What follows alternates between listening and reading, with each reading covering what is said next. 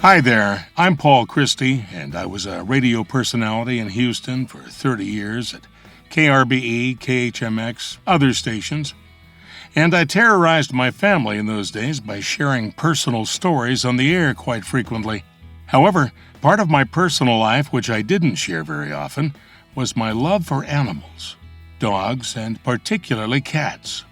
I grew up in the country with cats. We always had a few in the house, and more outside, barn cats and just visitors. Some people call those outside cats feral, but I prefer community cats. Now, in the small town near where we lived, there were always community cats, too wild to approach, but always nearby, and always appreciated by most townsfolk for keeping the rodent population down.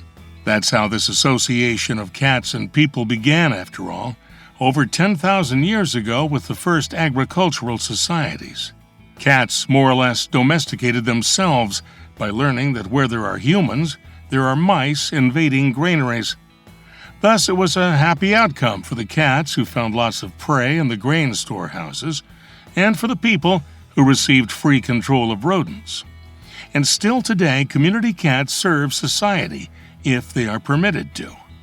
They are fastidiously clean, live healthy lives outdoors, and do not spread diseases to people.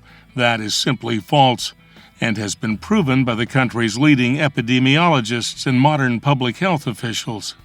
Even rabies, the scary disease often mentioned by trap and kill advocates, has nothing to do with outdoor cats.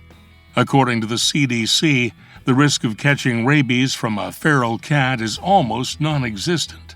The same with flea-borne typhus, which is spread by fleas, not cats, and one is more likely to be hit by an asteroid than catch typhus from a cat.